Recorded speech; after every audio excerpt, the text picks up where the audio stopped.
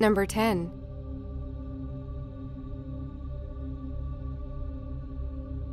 On February 4, 2010, Joseph McStay and his wife Summer and their little boys Gianni and Joey Jr. had packed up and disappeared from their home in San Diego. It seemed as they are on the run from people or a situation unknown. Police checked on their home and found no sign of foul play in the empty residence, only evidence of a family's everyday life. Paint cans in the kitchen that they were renovating, a carton of eggs on the counter, and 2 small bowls of popcorn in the living room. The family's 2 beloved dogs, Bear and Digger, were left behind in the backyard, and nearly $100,000 remained untouched in Joseph's bank accounts. He ran a successful decorative fountain business. The family's SUV was found in San Ysidro, California, and video surveillance showed a family matching the description of the McStays crossing the border to Mexico. But outside of that, the case grew cold, and no one knew what had happened to the family. On November 11, 2013, a motorcyclist found their remains in 2 shallow graves not far from Interstate 15 in San Bernardino County, more than 100 miles from the family's home.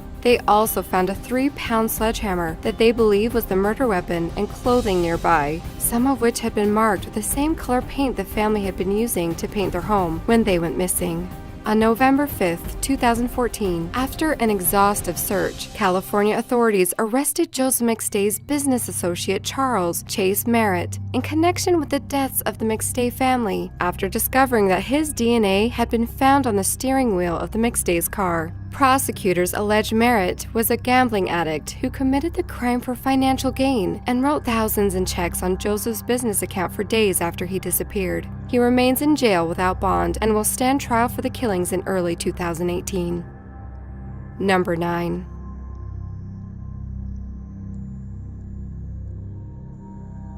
On September 12, 2009, the body of 51-year-old teacher and part-time census worker Bill Sparkman was found hanging from a tree in rural Kentucky wearing only socks, his hands, feet, and mouth bound with duct tape, an identification badge taped to his neck. Most mysteriously, the word "Fed" was written on his chest in felt tip marker. His body was found near a small family cemetery in a remote patch of the Daniel Boone National Forest in Clay County. He died of asphyxiation. The death was immediately blamed on local residents with an anti-authoritarian bent, especially given the controversy about political activism group Acorn being involved with the census. While media and pop culture speculation centered on lurid anti-Obama and anti-government conspiracies, the Kentucky State Police eventually determined that Sparkman's death was a suicide. Authorities concluded Sparkman was a cancer survivor, but likely believed his cancer had returned. He committed suicide and staged it to look like a homicide in order to collect a $600,000 life insurance policy, which would go to his family. Officials said that there were no defensive wounds on Bill Sparkman's body, and while his hands were bound with duct tape, they still were somewhat mobile, suggesting he could have manipulated the rope. He was found hanging from the tree, yet was in contact with the ground. Number 8.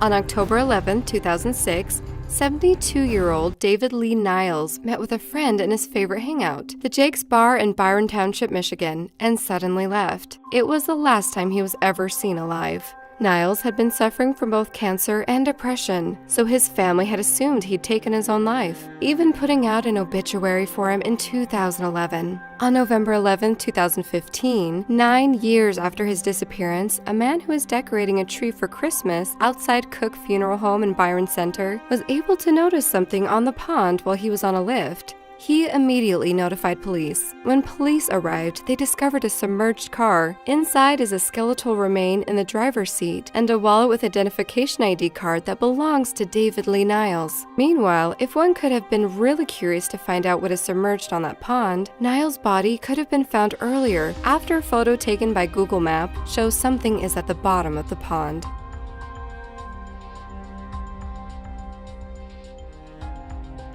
Number 7.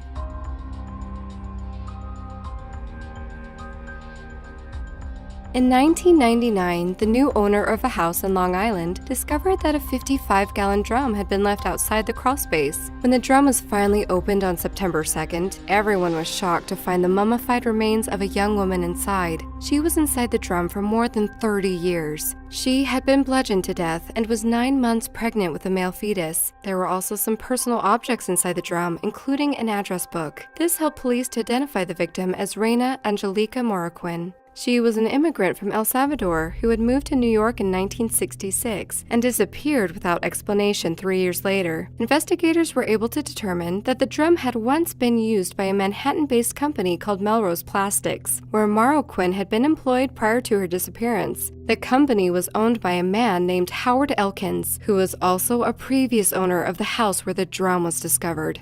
Police used the address book to track down a former friend of Marroquin, who claimed that Marroquin had been having an affair with the married Elkins and became pregnant with his child. Marroquin had allegedly told Elkins' wife about the pregnancy and expressed fear that Elkins would kill her. Shortly thereafter, Marroquin vanished. When 70-year-old Elkins was questioned by police, he was told that he would be compelled by court order to take a DNA test to determine if he was the biological father of the unborn child. On September 10th, Elkins committed suicide by shooting himself. A posthumous DNA test proved that Elkins was the child's father. Although it's extremely likely that Elkins murdered Marroquin, his suicide prevented the case from being solved conclusively. And there's one haunting final piece that the investigators was able to recover from Reina's address book. It was a small piece of paper that had been folded at the very back page, and it said, "Don't be mad, I told the truth."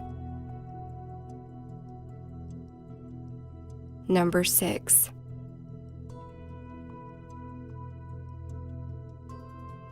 On July 17, 1918, after 3 centuries, the Romanov ruling dynasty fell, ending in the chaos of violence and cruelty. The Russian Tsar Nicholas II, his wife Tsarina Alexandra, and their 5 children, Duchess Olga, Duchess Maria, Duchess Tatiana, Duchess Anastasia, and the young Tsarevich Alexei, were brutally executed by a firing squad in a basement in Ekaterinburg. Because the bodies of the Tsar and his family were never found, rumors abounded that Anastasia, the youngest of the Tsar's daughters, might have somehow gotten away. 2 years later, in 1920, a mysterious woman jumped off a bridge in Berlin. Pulled from the Landwehr Canal by police officers after her failed suicide attempt, the unknown woman was soon brought to Daldorf Asylum with no papers in her pockets, no labels on her clothes, and a silent refusal to identify herself. She was given the name Anna Anderson. There she remained for 2 years. She said nothing at all for 6 months. Though many took note of her aloof demeanor, the strange scars on her body, and the Russian accent that emerged when she did eventually speak. One day, a fellow inmate told the woman that she thought she resembled Grand Duchess Anastasia. The word began spreading, motivating former Romanov friends and servants to visit the woman and confirm her identity. The press fascination with the story of Anna Anderson grew into a cult about Princess Anastasia. Eventually, she claimed to be the Grand Duchess Anastasia. When Anderson left the hospital, she was surrounded by a herd of supporters who validated her Romanov identity. On the other hand, the true Anastasia's relatives kept their distance. Matters grew heated when the relatives of the dead royal family fought legal claim upon the Romanov fortune in court. The turning point of this royal identity saga came with the evidence that was most certainly not in Anderson's favor. In 1927, a Berlin newspaper had run an investigation report that Anna Anderson's real name was Franziska Szkanczkowska and that she was a Polish factory worker. Franziska was hurt in a factory explosion, after which she was declared missing. The timeline of this event coincided with Anderson's arrival in Berlin, and moreover, Franziska's brother Felix claimed that Anderson was his sister. Anderson refused all these claims, calmly repeating that she was Anastasia Romanov. Anderson died of pneumonia in 1984. 7 years later, in a forest near Ekaterinburg, 5 bodies were found and matched to the Romanovs. For a moment, it seemed as though the rumors were true. After all, the bodies of the young Alexei and Anastasia were missing. But 2 other sets of remains were found in the forest later on, and researchers believe these are the bodies of the 2 youngest children. Using a small sample of Anderson's intestine removed during a prior surgery and kept in a hospital for years, DNA testing done in the 1990s proved conclusively that she was unrelated to the Romanov family. Number 5.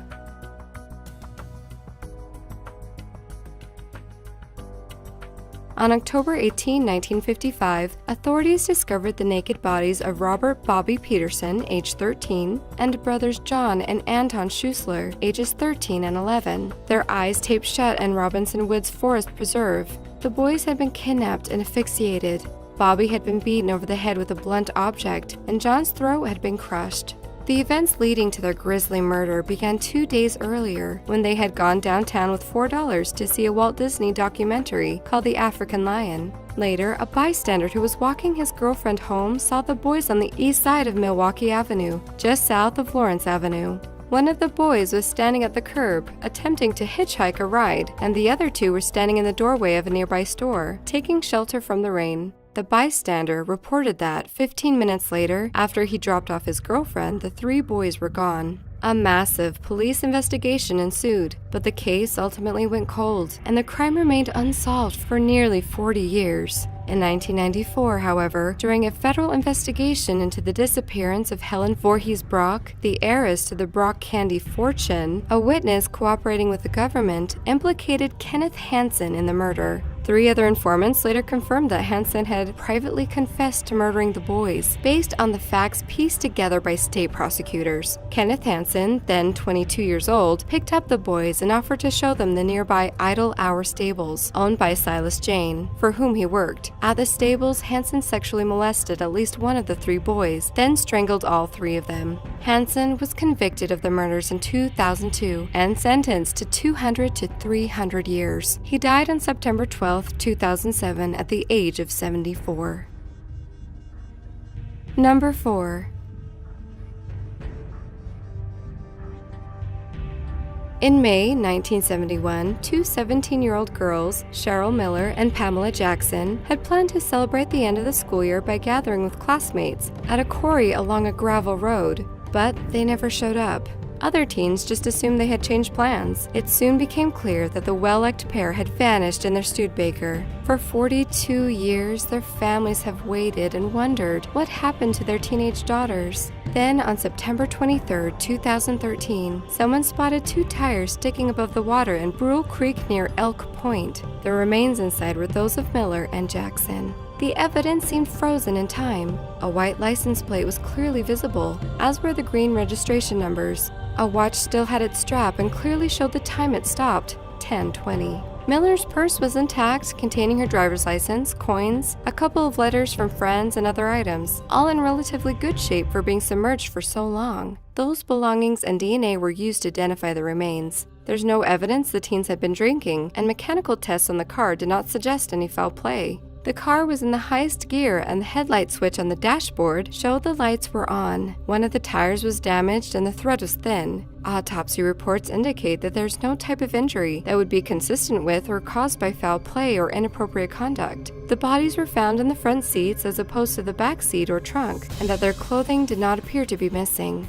What's horrible about this case is that a man innocent of the crimes spent a decade in jail for the murders, all on a falsified confession from a jailhouse snitch. The snitch handed over a tape, allegedly of David Lycan admitting to killing the teenagers, but it didn't even sound like Lycan's voice. Lycan was released and is now filing a $400,000 lawsuit against the state.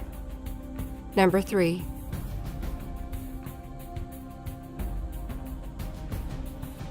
Nearly 4 decades after a pregnant woman's body was found on a Wyoming ranch, prosecutors have connected her death to one of California's most prolific serial killers, Rodney Alcala, otherwise known as the dating game killer, because he was a winning contestant on the ABC primetime game show during his reign of terror. Had been charged with the murder of 28-year-old Texas native Kristen Ruth Thornton, who was 6 months pregnant at the time of her death. Alcala met Thornton in San Antonio in August 1977, and then allegedly dumped her body on a ranch in Granger, Wyoming. She was strangled. Thornton was found in 1982, but her identity remained a mystery for more than 3 decades. She was finally identified in 2014 after DNA linked her to her sister. Her family recognized a photo of her that was one of several released by the Huntington Beach Police Department in 2010 after Alcala was sentenced to death. The photos were found in a Seattle storage locker owned by the killer. Investigators believe Alcala killed Thornton in Sweetwater Country based on a photo that shows her alive in what appears to be a remote public land northeast of Granger, a short distance from where her remains were found. Alcala, now 74, a former photographer convicted for a string of murders in California, remains at Corcoran State Prison and is sentenced to death. He is believed to have an estimated 50 to 130 victims, but the actual number is still unknown.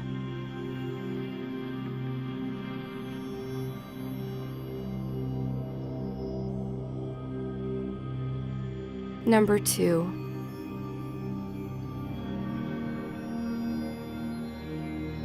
On November 9, 1979, a grisly discovery was made by a passing motorist in a cornfield 20 feet from Route 20, about half a mile from the intersection of Route 5 and Caledonia, New York.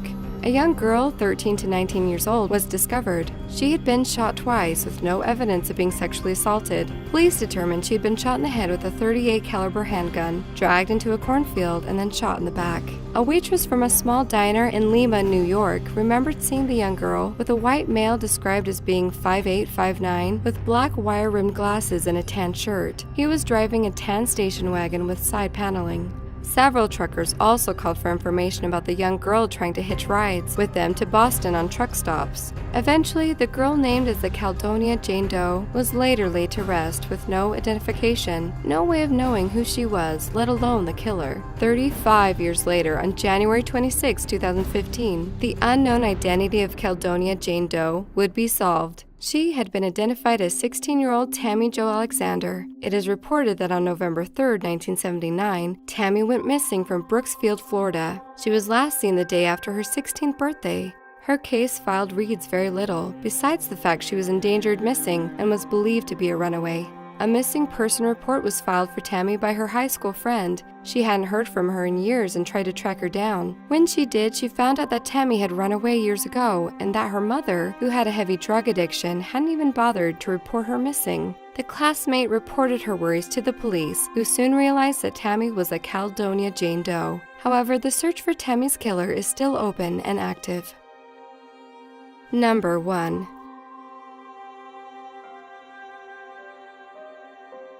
On 28 September 1995, the body of a teenage girl was found in New Britain, Connecticut. Shot in the head, she had been left in the doorway of a music store in the city's shopping area, wrapped in plastic bags and a sleeping bag. Just 1 week later, the body of a woman was found 40 miles away in Toland State Forest in Massachusetts. She had also died from gunshot wounds. Both victims had no identification on them, and all efforts to identify them failed, leaving them nameless and their killer on the loose with little hope that justice would prevail. In January 2011, police released details that they believed the two bodies were mother and daughter, which had been established through forensic testing. This discovery prompted the question that their murders were linked and may have been carried out by the same killer. However, they still had no names for who they were. It was a surprise call to the New York State Police in 2014, which led to the breakthrough in this cold case and the arrest of 70-year-old Robert Honch. In June 2014, a relative contacted police to report that 53-year-old Marsha Honch and her 17-year-old daughter Elizabeth Honch were missing, and to voice their concerns that Marsha's husband and Elizabeth's father, Robert Honch, may have been responsible for their disappearance. They explained the family had been looking for the mother and daughter since they went missing in 1995. The caller told police that Robert Honch had told them that he, Marsha, and Elizabeth were moving to Australia to start a new life. In 1995, Robert Honch was living with his wife and teenage daughter in Brewster, New York. Although the couple had separated years earlier, they had recently rekindled their relationship and moved back in together. Little is currently known about Honch's immediate movements after his wife and daughter disappeared, but by the time of his arrest in 2014, he had married again and had 3 young children and was living in Dalton, Ohio under the name Robert Tyree. Robert Honch was arrested and charged with murder in both cases.